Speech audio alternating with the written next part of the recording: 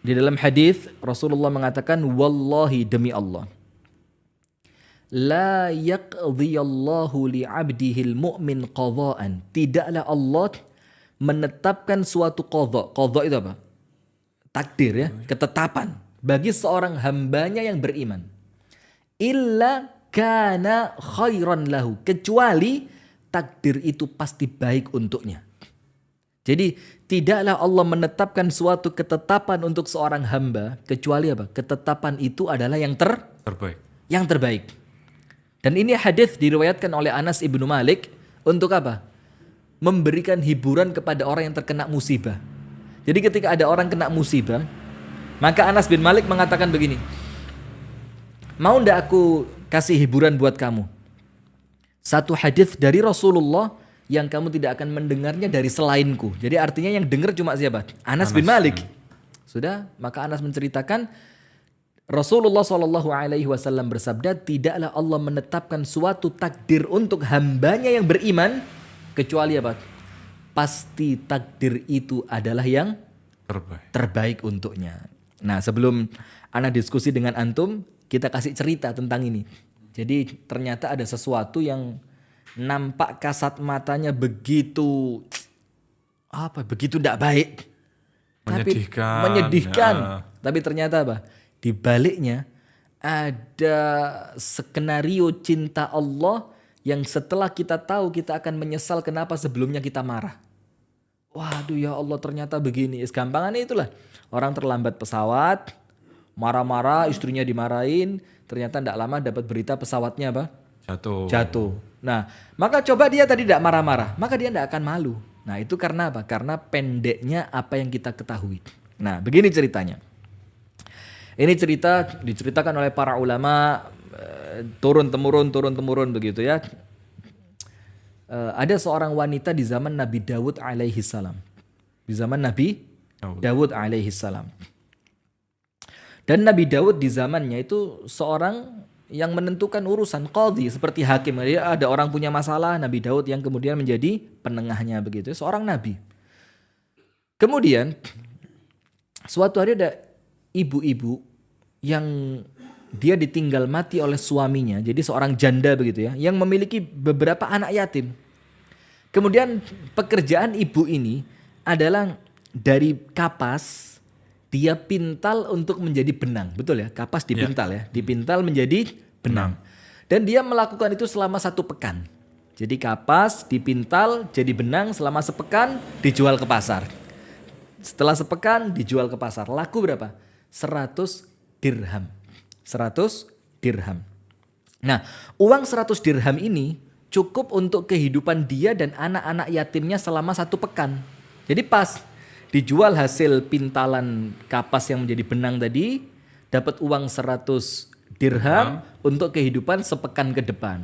Dan di waktu ini dia memintal lagi. Nanti pas uangnya habis dijual lagi benang tadi ke pasar, dapat lagi 100 dirham. Suatu hari posisi uangnya habis, benangnya selesai.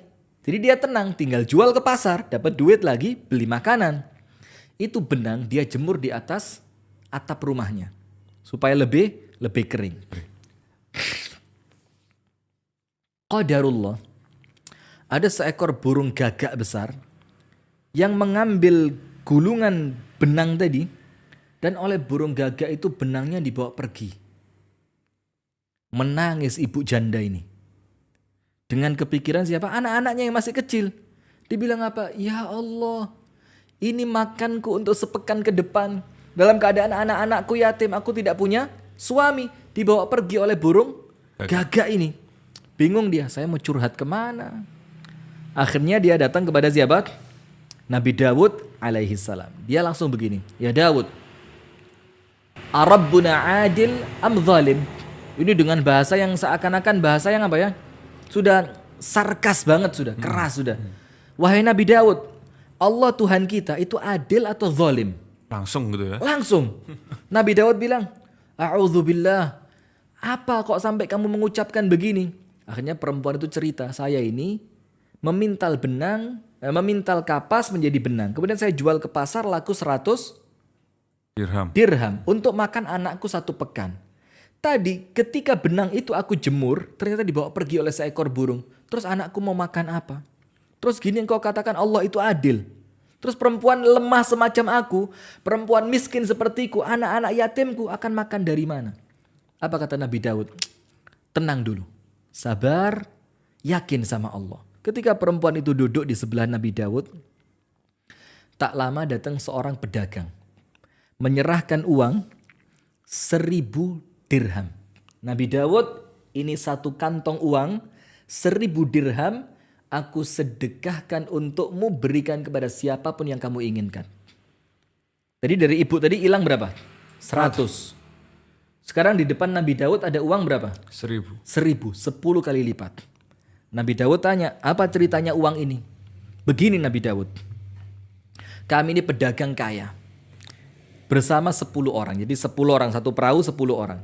Kami pulang dari berdagang. Wah, sukses, uang kami banyak. Barang dagangan kami habis. Tapi subhanallah mendekati pantai, ternyata perahu kami lubang. Dan pasti akan tenggelam. Maka seorang di antara kami, tiap-tiap orang di antara kami sampai 10 orang nazar. Apabila Allah menyelamatkan kita dan kapal kita tidak tenggelam dan kita selamat sampai pantai, kita akan bersedekah setiap orangnya 100 dirham. Maka 10 menjadi 1000. Ketika kami bernazar seperti itu, datang seekor burung besar. Dan burung ini melemparkan gulungan benang. Yang gulungan benang itu pas ukurannya dengan lubang di perahu kami. Dan kami masukkan ke dalam lubang tersebut dan kami selamat sampai di pantai. Paham? Ya. Nah, kemudian ibu tadi langsung begini, Daud, benangku katanya. Terus Nabi Daud mengatakan kepada ibu-ibu tua tadi, janda tua punya anak yatim tadi, mengatakan, lihat, mana lebih menguntungkan, engkau yang menjualnya ke pasar, dapat 100 dirham, atau Allah yang menjualkannya untukmu dan engkau mendapatkan 1000 dirham. Seharusnya 100, Allah ganti dengan berapa? 1000. Ini bahasa cinta dari Allah yang tak ku mengerti. Jadi ayo senantiasa husnudzon kepada Allah, bahwasannya setiap kejadian apapun dalam kehidupan kita tidak akan buruk untuk kita, melainkan semuanya pasti mendatangkan kebaikan. Nah, gimana?